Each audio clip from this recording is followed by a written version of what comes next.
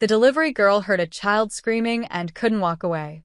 She burst past the failing doctors and saved him with her grandmother's folk remedy in seconds. What she didn't know, the boy was a Mafia boss's only heir. And now, she couldn't leave until she found who was trying to finish him. The crystal chandelier above the master bedroom swayed slightly, disturbed by the frantic movements of 12 people crowding around a single hospital bed. But this wasn't a hospital. This was the Russo estate. 15,000 square feet of marble floors, oil paintings worth millions, and secrets buried deep enough to never see daylight. None of that mattered now. 8-year-old Luca Russo was dying.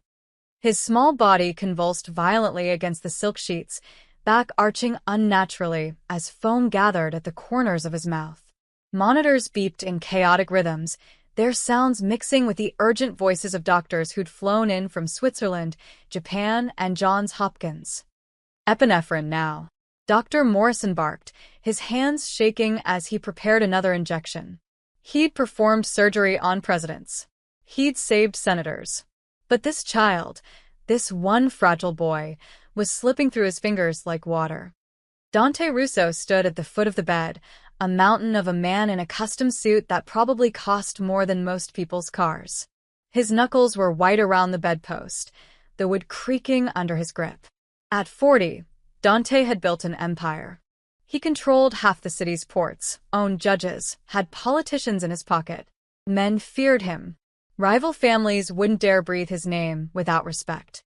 But right now, watching his only son suffer, Dante Russo was just a father, helpless and drowning in terror. "What's happening?" His voice was dangerously quiet, the kind of quiet that came before storms. "You said the treatment would work." Dr. Morrison didn't look up, too focused on checking Luca's vitals. "The seizures aren't responding to medication. His body's rejecting everything we." "Then try something else." Dante's roar shook the room. A nurse flinched. 2 specialists exchanged worried glances. They'd lost count of the treatments they'd tried over the past 3 weeks. Experimental drugs. Cutting-edge procedures. Ancient remedies. Nothing worked. In fact, Luca only got worse. "Mr. Russo." Dr. Morrison finally met his eyes, and Dante saw something there that made his blood turn to ice. Resignation. "We've exhausted every option. His organs are starting to fail. I don't think he'll make it through the night." The words hung in the air like a death sentence. Dante's hand moved to his waistband, where his Glock rested. His fingers wrapped around the grip. "Let me make something crystal clear, Doctor. If my son dies, you die. Every single one of you in this room dies. You understand? It wasn't a threat. It was a promise." Dr. Morrison's face went pale, but before he could respond, Luca's monitor began shrieking. The boy's eyes rolled back, his body going rigid. "He's crashing. Get the defibrillator." The room exploded into chaos. Doctors shouted orders. Nurses scrambled. Medical equipment clattered. And through it all, Dante stood frozen, watching his son die in front of him. He'd killed men, destroyed families, built his empire on blood and fear. But he couldn't save his own child. A knock on the door went unnoticed at first. Then another, more insistent. "Not now," someone shouted. The door cracked open anyway, and Maria, the head of kitchen staff, poked her head in nervously. "Mr. Russo, I'm so sorry to interrupt, but get out." Dante's voice was a thunderclap. Maria flinched but didn't leave. "Sir, the herbal delivery is here. For tonight's dinner. She says she needs a signature, or she can't leave the—" "I don't give a damn about dinner." Dante turned on her, and Maria stumbled backward. But she'd worked for the Russo family for 20 years. She knew when to push. "I know, sir. I'm sorry. I'll send her away. I just thought." The chef ordered special herbs. Medicinal ones. From that organic farm you approved last month. For Master Luca's special meals. Something in those words made Dante pause. Medicinal herbs. They'd tried everything else. Luca's diet had been carefully controlled, supervised by nutritionists and specialists. Before he could respond, A woman's voice drifted up from the hallway. "Is everything okay?" I heard shouting. Then came the sound that changed everything. Luca screamed, a raw, agonized sound that didn't belong to a child. It was the sound of pure suffering. And Anna Carter, standing in the hallway with a crate of fresh herbs in her arms, felt that scream pierce straight through her chest. She didn't think. Didn't hesitate. Anna had spent 32 years learning to mind her own business. As a single mother working 3 jobs just to keep her daughter fed, she'd mastered the art of keeping her head down. Deliver the packages. Collect the signature. Move on to the next stop. But that scream, that desperate, dying sound, it shattered something inside her. Her grandmother's voice echoed in her memory. "When you hear someone suffering, Anna, you help. That's what we do. That's who we are." Anna dropped the crate. She pushed past Maria, ignoring the shocked gasp. She burst through the bedroom door, and the scene before her froze her blood.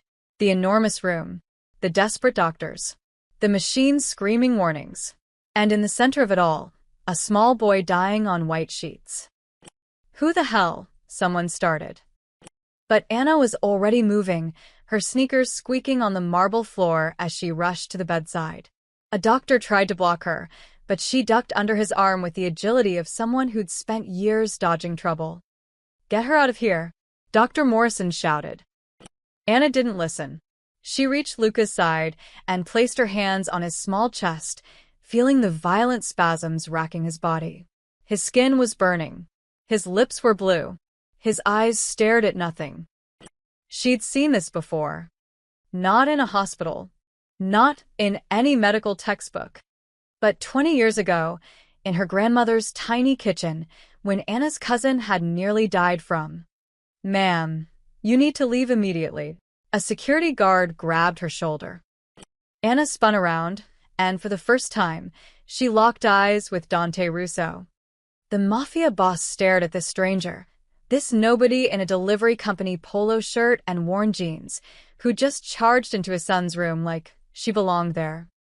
"Touch me again, and you'll regret it," Anna said quietly, her voice steady despite her racing heart. "That boy doesn't have time for your protocols." Dante raised his hand, stopping the guard. Something in this woman's eyes, a fierce, desperate determination, made him hesitate.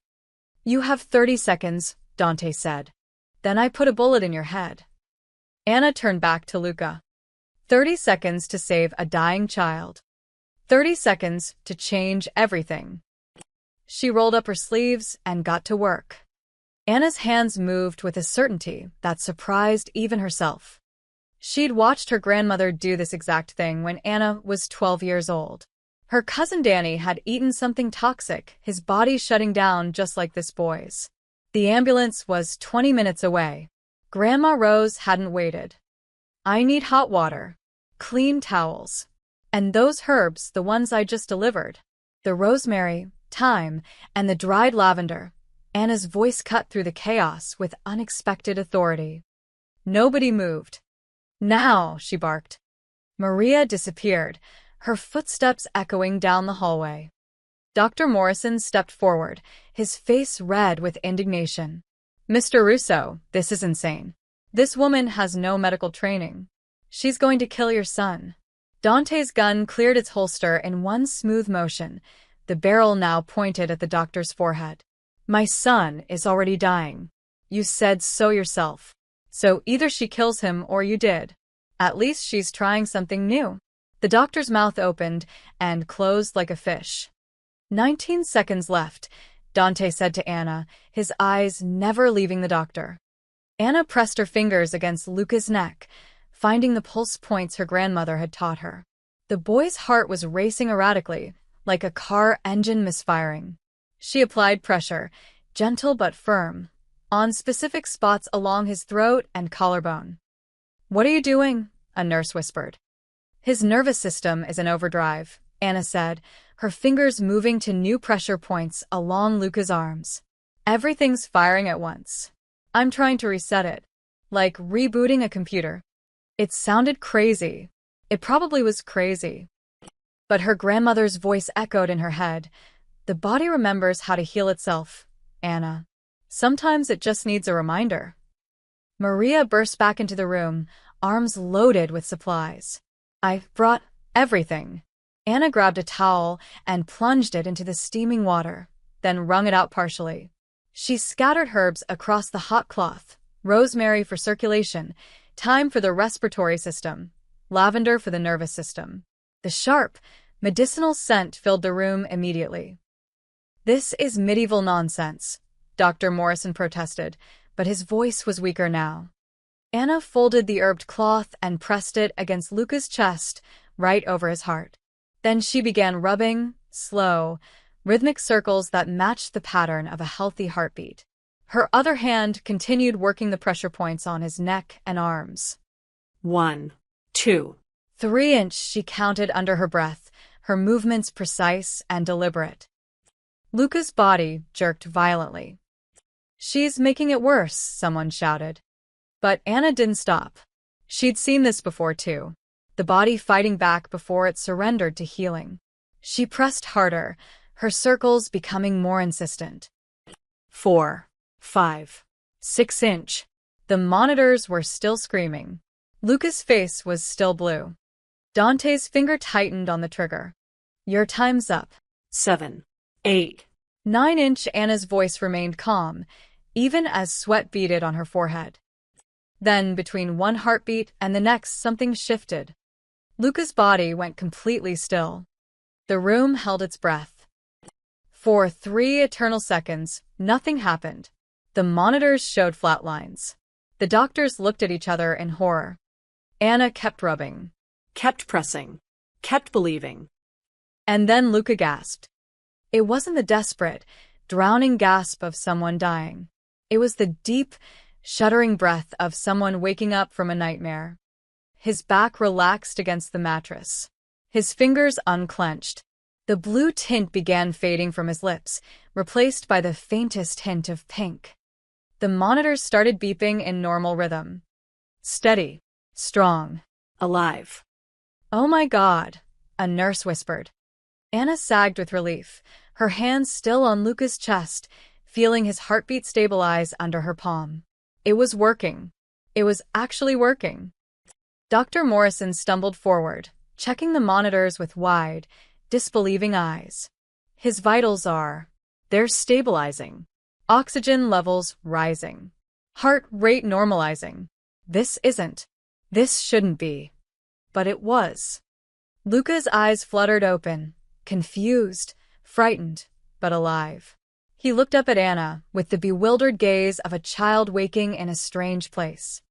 It's okay, sweetheart, Anna whispered, her voice gentle now. You're okay. Just breathe. The boy's small hand reached up and gripped her wrist weakly, as if she were the only solid thing in a tilting world. Dante lowered his gun slowly, his face unreadable. He stared at his son, breathing, conscious, alive, and then at the stranger who'd just accomplished the impossible. When he finally spoke, his voice was quiet, dangerously quiet. Everyone, out. It wasn't a request. The doctors scrambled for the door, nearly tripping over each other in their haste to escape. Nurses grabbed equipment and fled. Maria hesitated only a moment before bowing her head and backing out of the room. Within seconds, the bedroom was empty except for 3 people: Dante, Anna, and the child she'd just saved. Anna started to rise, her legs shaky from adrenaline. I should go check on my delivery truck. I left it. Sit down. Dante's voice stopped her cold. He moved around the bed like a predator circling prey, his footsteps silent on the thick carpet. Then he crouched beside Anna, bringing his face level with hers. Up close, she could see the exhaustion in his eyes, the fear he'd been hiding, the dangerous edge of a man who'd just watched his world nearly end. Tell me who you are, Dante said, each word carefully measured. Tell me how you just did what 1,000 doctors, specialists, and surgeons couldn't do. And tell me the truth, because I'll know if you're lying. Anna met his gaze steadily, even though her heart was hammering. My name is Anna Carter. I'm a delivery driver. I work for Fresh Harvest Organics, and I was supposed to drop off herbs and get a signature. That's it. That's all I am. Nobody is just anything, Dante said. Try again. I learned that technique from my grandmother, Anna continued, her voice stronger now. She was an herbalist. Grew up in a small town in Kentucky where doctors were 2 hours away. She had to learn how to heal people with what she had. She taught me before she died. Dante studied her face for a long moment, searching for deception. You expect me to believe a delivery driver just happened to save my son's life with folk medicine? I don't expect you to believe anything, Anna replied quietly. I just expect you to let me leave. Your son needs rest, and I have 12 more deliveries before my shift ends. Dante almost laughed. Almost. This woman had walked into a Mafia boss's mansion, saved his dying heir, and now wanted to finish her delivery route like nothing had happened. You're not going anywhere, he said. And Anna realized her real problems were just beginning. Anna's fingers were still trembling when Dante pulled a chair directly in front of her, the legs scraping against the floor with an ominous sound. He sat down slowly, deliberately, his eyes never leaving her face. Let's start simple, he said. Where are you from? Detroit. Born and raised, Anna forced herself to hold his gaze, even though every instinct screamed at her to look away. Moved here 3 years ago after my divorce. Family? A daughter. Emily. She's 7-inch, Anna's voice caught slightly. She's at after-school care right now, waiting for me to pick her up. Dante tilted his head. So you're telling me a single mother from Detroit, working as a delivery driver, just happens to know ancient healing techniques that stumped the best medical minds in the world. It's not ancient. It's just forgotten. Anna wiped her palms on her jeans. My grandmother was born in 1940. Back then, people in rural areas had to figure things out themselves. She learned from her mother, who learned from hers. It was survival, not magic. Convenient story. It's the truth, Anna's voice hardened slightly. Look, I understand you live in a world where everyone has an angle. Everyone wants something. But I literally stumbled into this room because I heard a child screaming.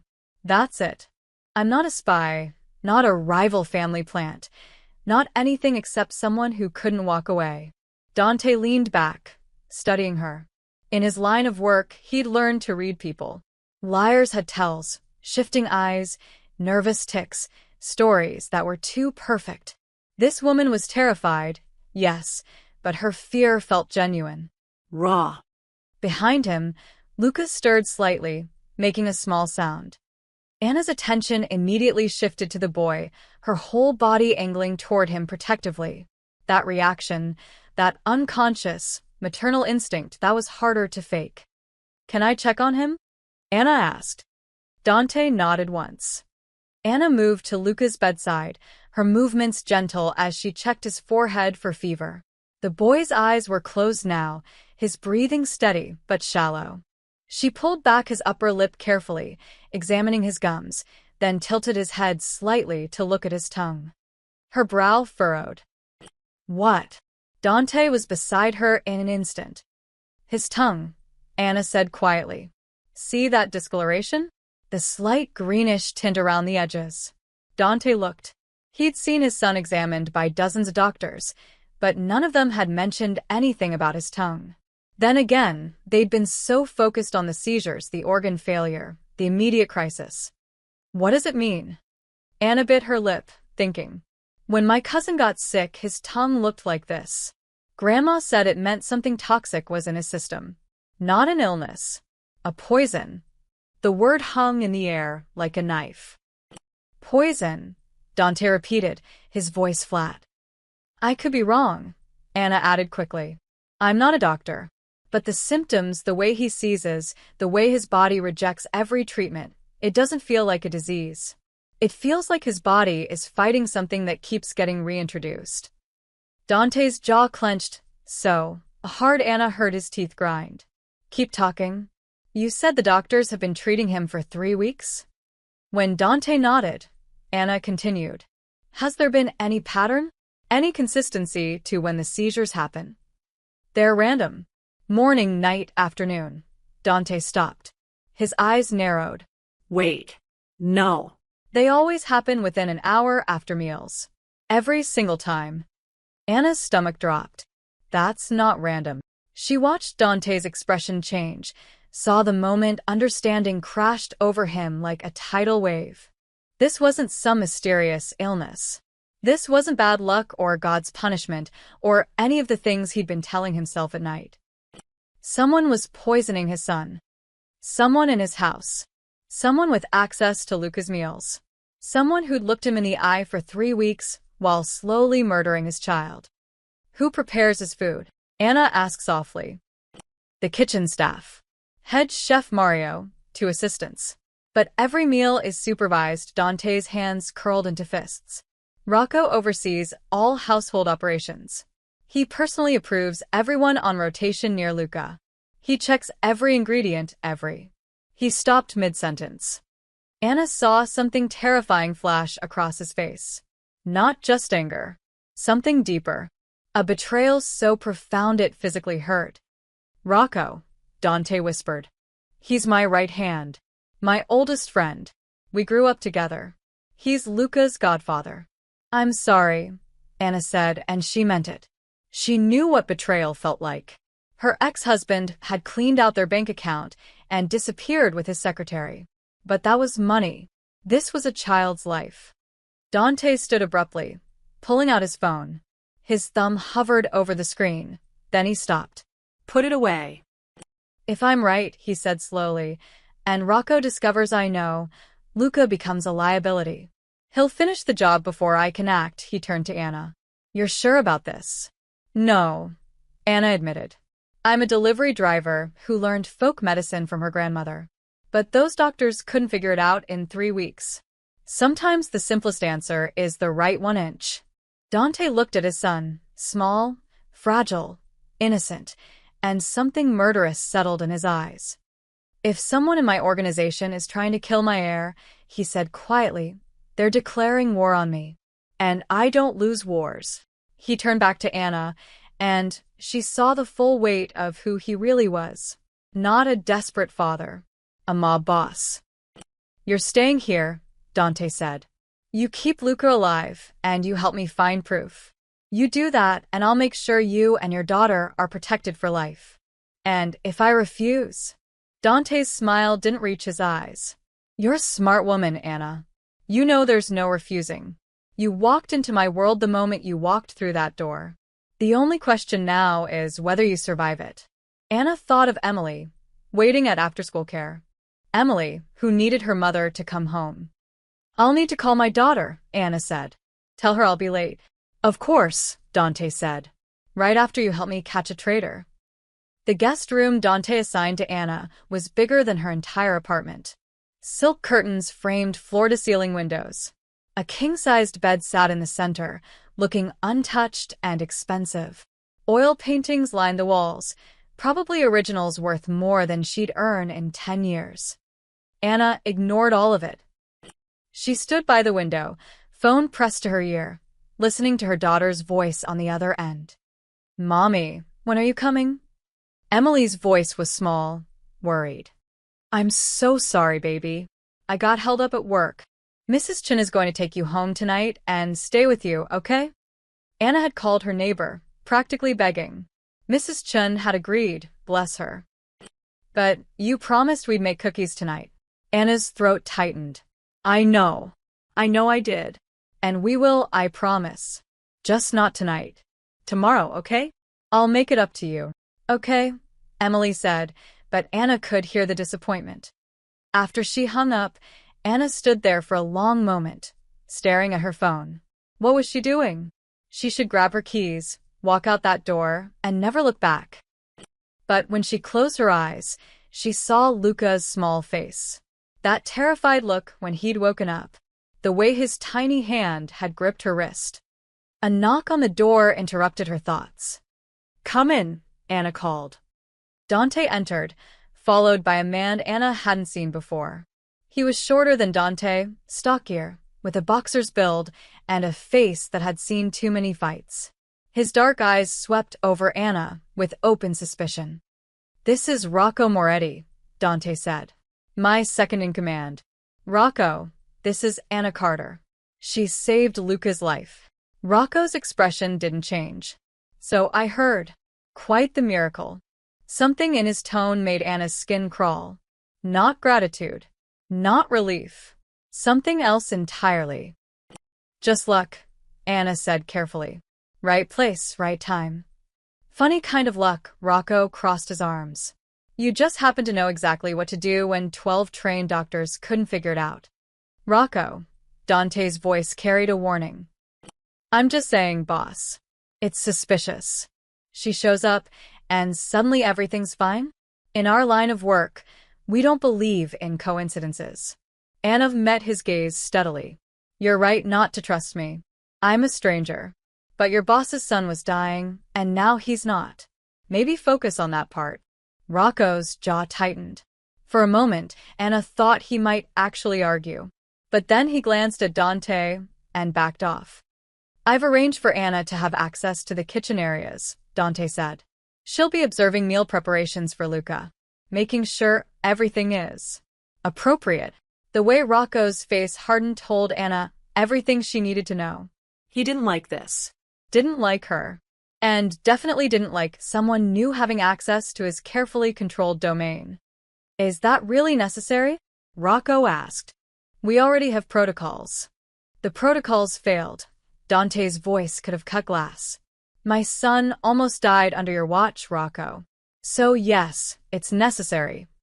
The two men stared at each other, and Anna felt the tension crackling between them. Years of friendship colliding with suspicion and blame. "Fine," Rocco finally said. "I'll inform the staff," he turned to Anna. "Stay out of my way." After he left, Dante moved to the window, looking out over the estate grounds. "He's been with me for 15 years. Saved my life twice. Stood beside me when everyone else ran. And now you think he's trying to kill your son," Anna said quietly. "I don't know what to think," Dante's voice was tired. "But I need to know the truth. And I need you to help me find it." He turned around, pulling an envelope from his jacket. "There's $50,000 in here. Down payment. Help me catch whoever's doing this, and you'll get 10 times that. Plus protection for you and your daughter. New identities if you want them. A house. Whatever you need." Anna stared at the envelope. $52,000. That was Emily's college fund. That was security. That was everything they needed. She didn't take it. "I don't want your money," Anna said. Dante's eyebrows rose. "Everyone wants money. I want your son to be safe." "That's it." Anna's voice was firm. "I'm not doing this for money or protection or anything else. I'm doing it because a child is being hurt, and I can help stop it." For the first time since they'd met, Dante smiled, a real smile, not the dangerous ones he'd been using. "You're either the bravest person I've ever met or the dumbest." "Probably both," Anna admitted. Dante put the envelope away and walked to the door. Then he stopped, his hand on the frame. "Let me make something clear, Anna. This isn't a negotiation. You're not a guest. You're not an employee." He looked back at her, and his eyes were cold again. "You're mine until this is over. You find me the person who did this, and I'll let you walk free. You fail, or you try to run, and there won't be anywhere far enough for you to hide. We clear?" Anna felt the weight of his words settle over her like chains. "Crystal clear," she said. "Good. Kitchen duty starts at 5 a.m. tomorrow. Rocco will show you the ropes." Dante paused. "And Anna? Trust no one. Not the staff, not the guards. In this house, everyone has secrets. And some of those secrets are deadly." After he left, Anna sat on the edge of the massive bed, her head in her hands. What had she gotten herself into? Her phone buzzed. A text from Mrs. Chun with a photo of Emily, safely tucked into bed, holding her favorite stuffed rabbit. Anna saved the photo and held the phone close to her chest. "Just find the proof," she whispered to herself. "Find the proof and go home." But deep down, she knew it wouldn't be that simple. It never was. The kitchen at 5 a.m. was a different world. Anna stood in the corner, watching Chef Mario and his team move through their morning routine with military precision. Everything was labeled, organized, accounted for. Every ingredient went through Rocco's approval. Every meal was documented. It all looked perfect. Too perfect. "You're the miracle worker, huh?" Chef Mario said, glancing at Anna while he chopped vegetables. He was a small man with quick hands and suspicious eyes. "The one who saved the boy." "I just got lucky," Anna said, keeping her voice neutral. "Luck," Mario snorted. "In this house, there's no such thing." Anna spent 3 days watching, taking mental notes, learning the patterns. Rocco's men delivered supplies every morning at 6. The same 2 guys, Tommy and Victor. They wore gloves, handled everything with care, logged every item in a leather-bound book. The kitchen staff rotated, but certain people always prepared Luca's meals. Always the same protocols. Always supervised.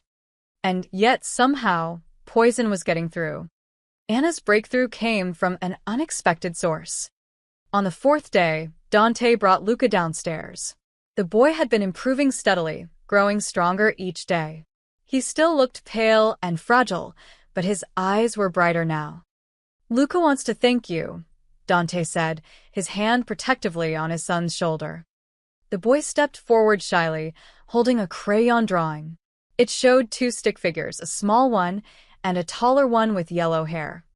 "That's you," Luca said softly, pointing to the yellow-haired figure. "You saved me." Anna's heart melted. She knelt down to his level. "That's the most beautiful thing anyone's ever given me." "Thank you, Luca." "Can you stay?" The boy's voice was barely a whisper. "Everyone else pokes me with needles. You just make things better." "I'm staying as long as you need me," Anna promised, brushing his dark hair back from his forehead. From that moment, Luca attached himself to Anna like a shadow. He followed her around the kitchen, asking questions, telling her stories about his favorite cartoon characters. When meal times came, he refused to eat unless Anna tasted the food first. Dante allowed it, maybe because it kept his son calm, maybe because he was testing Anna's loyalty. One afternoon, while Anna was helping prepare Luca's lunch, the boy tugged on her sleeve. "Anna?" His voice was small. "Sometimes the food smells funny." Anna's hand stilled. "What do you mean, sweetheart?" Luca looked around nervously, making sure no one was listening. "Not all the time. Just sometimes. Like when Uncle Rocco brings me special treats. They smell like the medicine Daddy gives me. The bitter kind." Anna's pulse quickened. "When does Uncle Rocco bring you treats?" "Mostly after dinner. He says they're vitamins to make me strong." Luca's eyes filled with confusion. "But they make my tummy hurt." Anna forced herself to stay calm, to keep her voice gentle. "Can you tell me what they look like?" "Little brown squares. Like chocolate, but not chocolate." Luca wrinkled his nose. "I don't like them, but Uncle Rocco says I have to eat them or I'll disappoint Daddy." Anna's mind raced. Rocco was giving Luca something directly, bypassing all the kitchen protocols. Something disguised as treats. "Luca, this is very important," Anna said quietly. "Don't eat anything Uncle Rocco gives you anymore, okay? If he asks why, tell him your stomach still hurts. Can you do that for me?" The boy nodded solemnly. That night, after everyone had gone to bed, Anna crept back to the kitchen. The mansion was different in darkness. Shadows stretched longer. Every creak of the floorboards sounded like thunder. Anna's heart hammered as she used the key card Dante had given her to access the kitchen. She'd watched Rocco's routine carefully. Every night, he personally checked certain supplies. One cabinet in particular, always locked, always handled by him alone. Anna had stolen the key from his office that afternoon, her hands shaking the entire time. Now, standing in the dark kitchen with only a small flashlight, she inserted the key into the locked cabinet. It opened with a soft click. Inside were containers of supplements, vitamins, and specialty ingredients for Luca's specific dietary needs. Anna examined each one carefully, holding them up to the light, smelling them, looking for anything unusual. Then she found it. a jar labeled organic cacao powder for Master Luca's smoothies. But when Anna opened it and smelled the contents, her stomach dropped. It didn't smell like chocolate. It smelled medicinal. Sharp. Wrong. She dipped a spoon into the powder and examined it under the flashlight. Among the brown cacao, there were tiny specks of something else. Something greenish. Something that didn't belong. Anna pulled out her phone and took several photos. Then she carefully sealed the jar and put everything back exactly as she'd found it. She was closing the cabinet when she heard footsteps. Anna froze, her blood turning to ice. The footsteps were getting closer. Heavy. Deliberate. She turned off her flashlight and pressed herself against the wall, barely breathing. Through the kitchen doorway, she saw a shadow pass.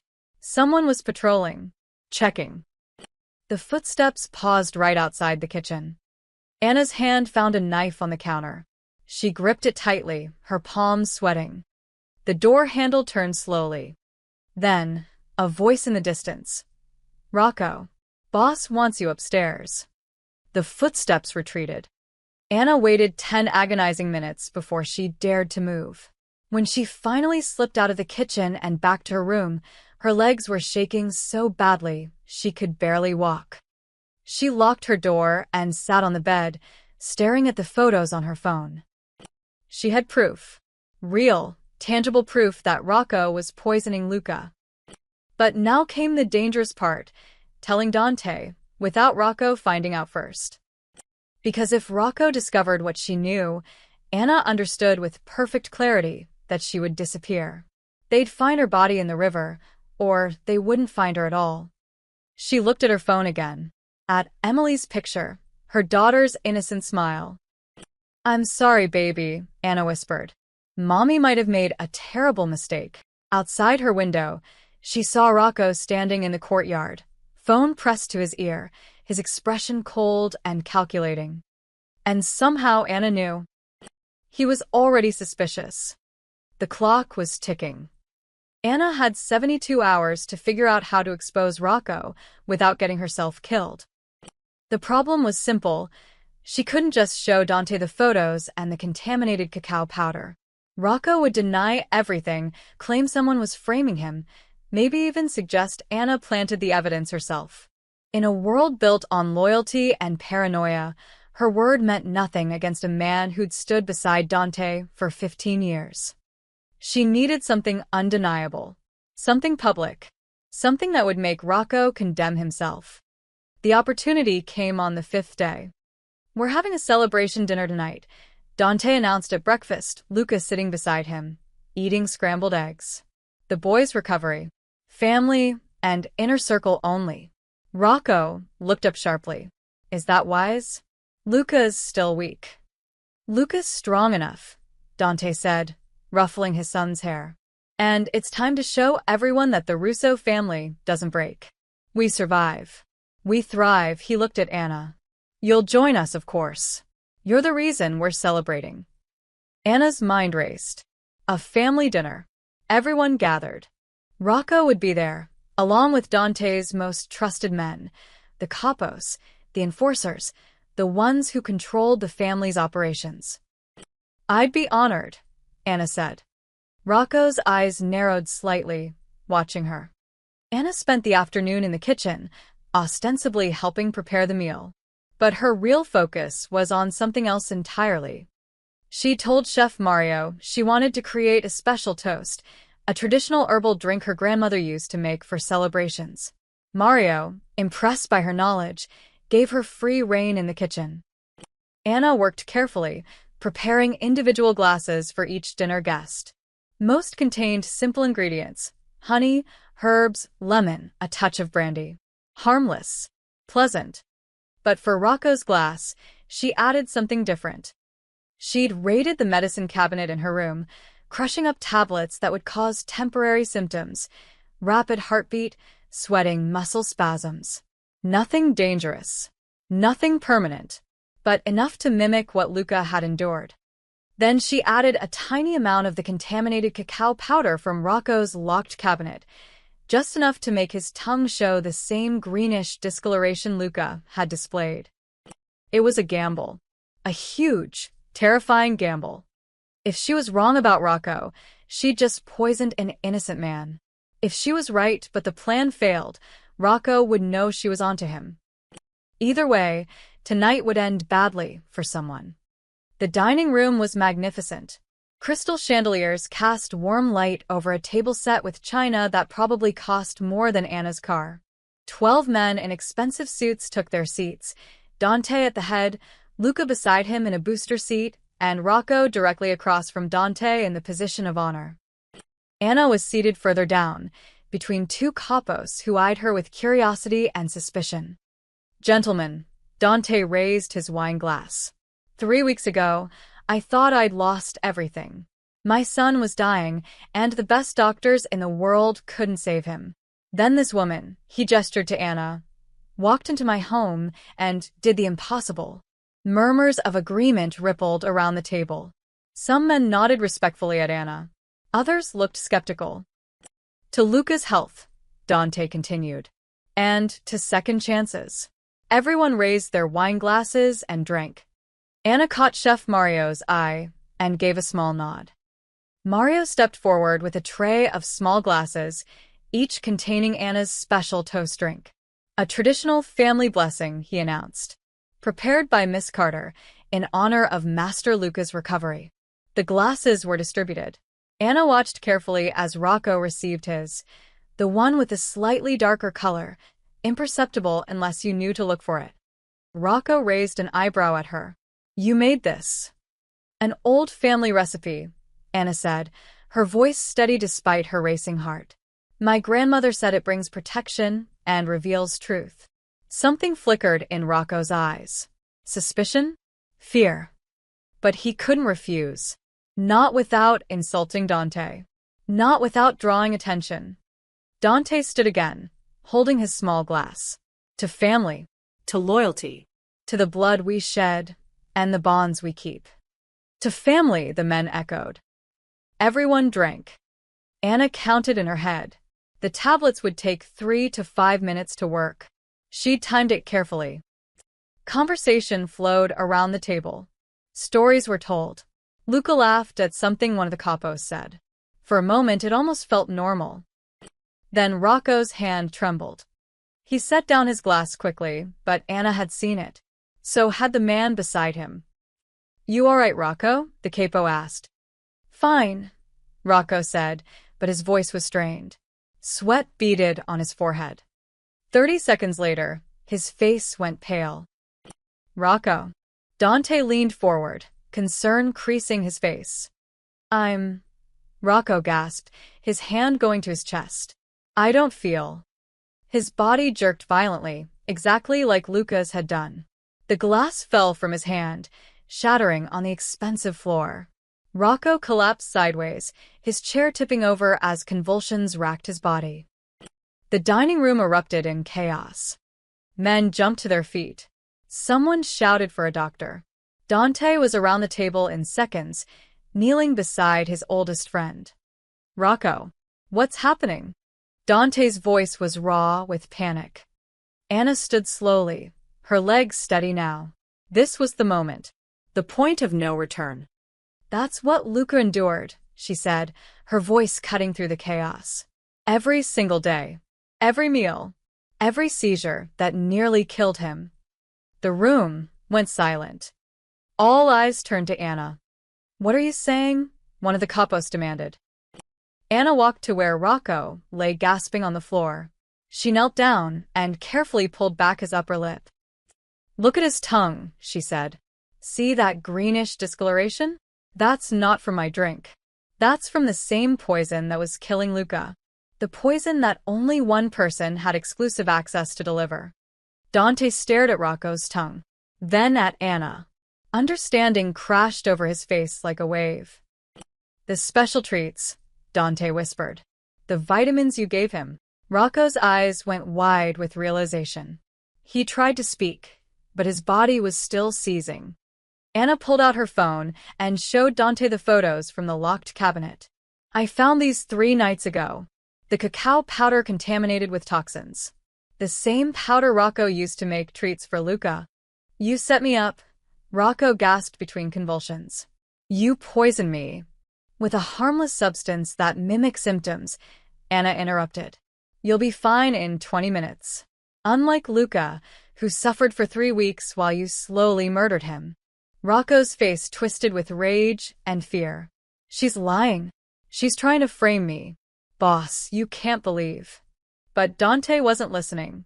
He was staring at his oldest friend with a look of pure, cold betrayal. Why? Dante's voice was barely a whisper. And in that moment, everyone knew the truth. Rocco was guilty. For 3 seconds, nobody moved. Rocco lay on the floor, his seizures beginning to subside, but his eyes were wild with the trapped desperation of a man who knew his life was over.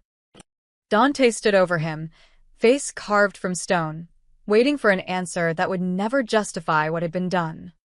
Why? Dante asked again, his voice dangerously soft. Rocco's jaw clenched. Then, something shifted in his expression, resignation turning to rage. If he was going down, he wouldn't go down alone. Because you are weak, Rocco snarled, his voice gaining strength even as his body trembled.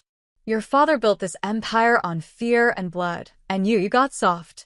Caring about civilians, worrying about heat from the feds, putting your son above the family business. Luca's family, Dante said. Luca was the problem. Rocco lurched to his feet, wobbling but upright. The other capos instinctively reached for their weapons. With him gone, you would have remembered who you really are. You would have become the boss this family needs. So you decided to murder a child, Anna said, her voice cutting like a blade. An 8-year-old boy. Rocco's eyes swung to her, and the hatred there was pure and absolute. This is your fault. You should have stayed in your delivery truck, but you had to play hero. You had to. He moved with surprising speed for someone who'd just been convulsing.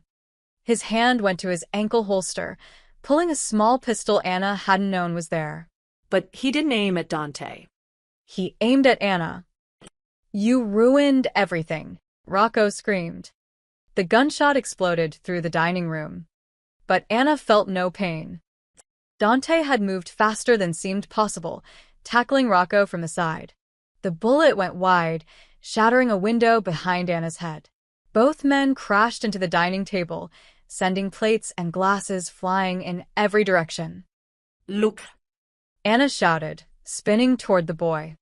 Luca sat frozen in his chair, eyes wide with terror, hands over his ears. Anna lunged for him, wrapping her arms around his small body and pulling him down beneath the table. Close your eyes, baby, Anna whispered urgently, pressing Luca's face against her shoulder. Don't look. Don't listen. Just stay with me. Above them, hell broke loose. Dante and Rocco grappled on the floor, both fighting for control of the gun. 15 years of friendship evaporated in the violence between them.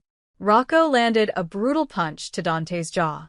Dante responded by slamming Rocco's hand against the floor until the gun skittered away. Boss.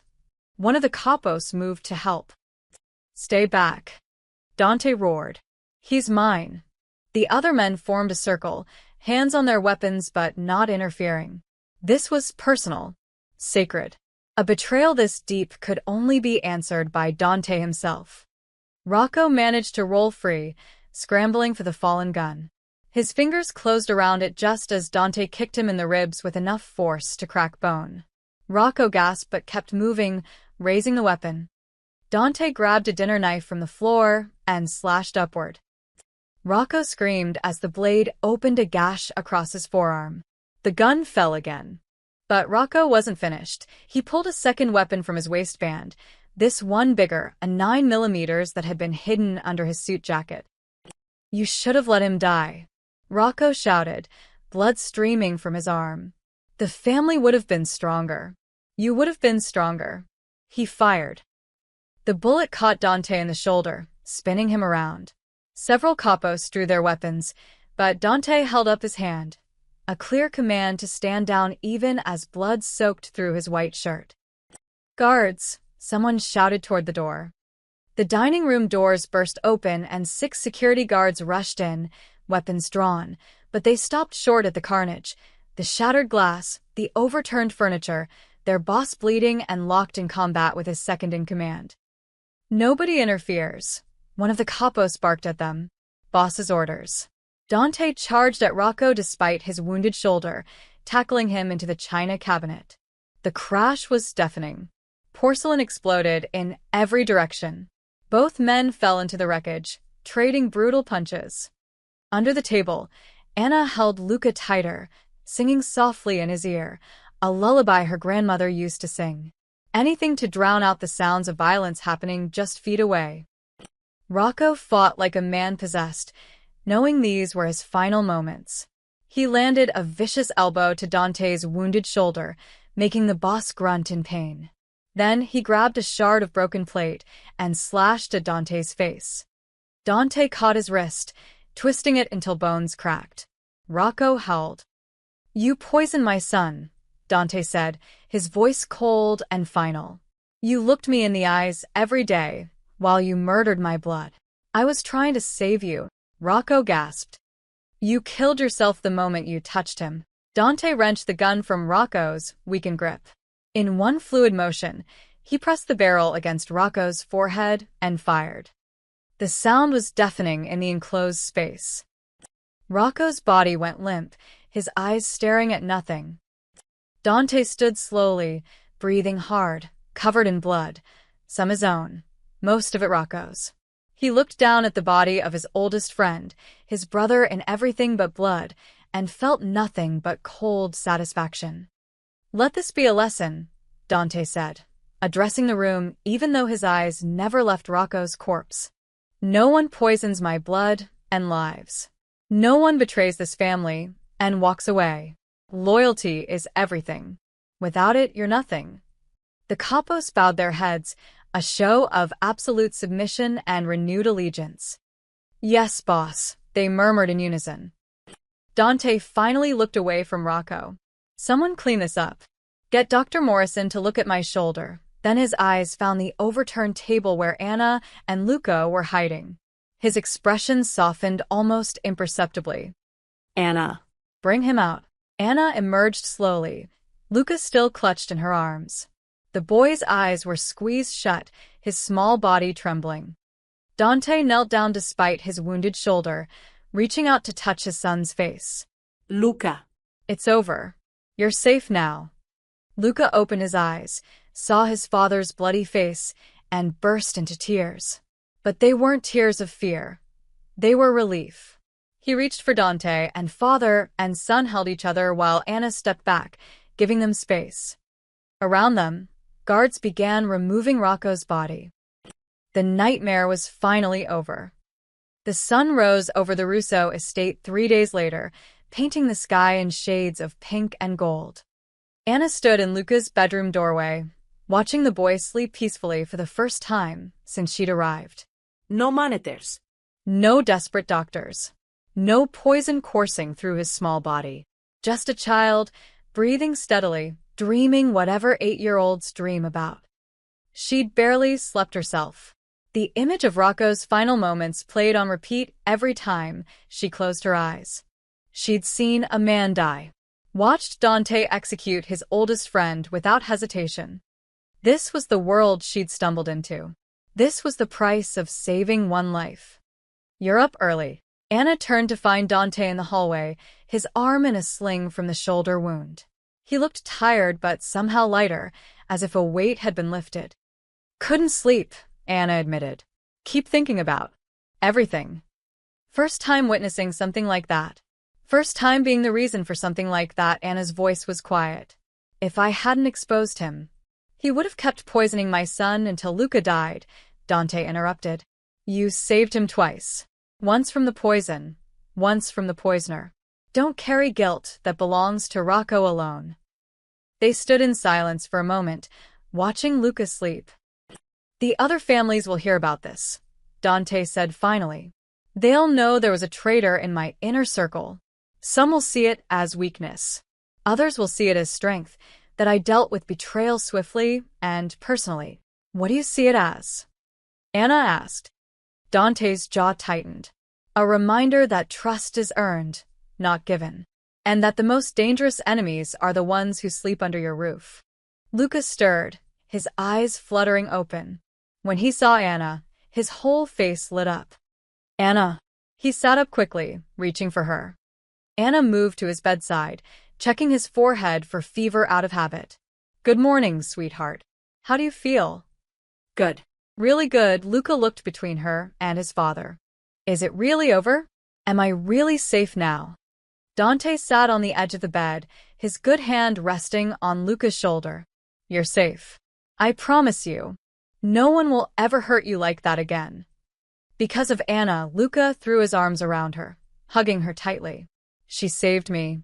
She's like Aunt Anna. The title hung in the air, simple, innocent, profound. Anna felt tears prick her eyes. Aunt Anna.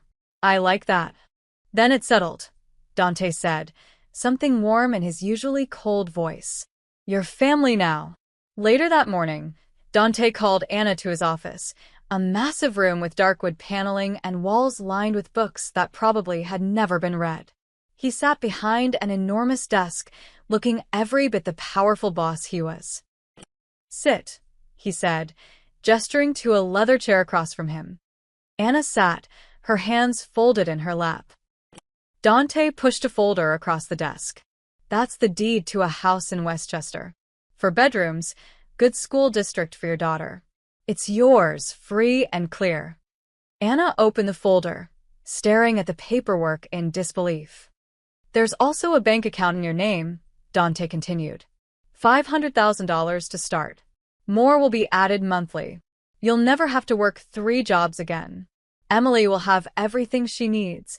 Mr. Russo. Dante, he corrected. You've earned the right to call me Dante. Anna closed the folder and pushed it back across the desk. I can't accept this.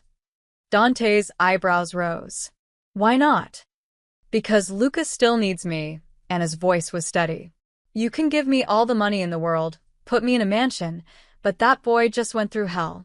He needs stability, routine, someone he trusts watching over him. I have staff for that. Staff didn't save him. Staff didn't notice he was being poisoned. Anna leaned forward. I'm not asking for wealth or luxury. I'm asking to stay here in the kitchens, doing what I do best. Let me oversee his meals. Let me make sure every ingredient that enters this house is safe. Let me be the person he can count on. Dante studied her for a long moment. You want to be a kitchen worker? When you could have a mansion? I want to be the person who keeps your son alive, Anna said simply. Everything else is just noise. For the first time since they'd met, Dante laughed, a real, genuine laugh. You're the strangest woman I've ever met, Anna Carter. I'll take that as a compliment. It is. Dante stood, extending his hand. all right. You stay. You watch over Luca. You make sure he's safe. But the house and the money, they're yours anyway. For Emily. For your future. Consider it payment for a debt I can never truly repay. Anna shook his hand. Thank you. Dawn broke the next morning, and Anna found herself on the balcony outside Luca's room.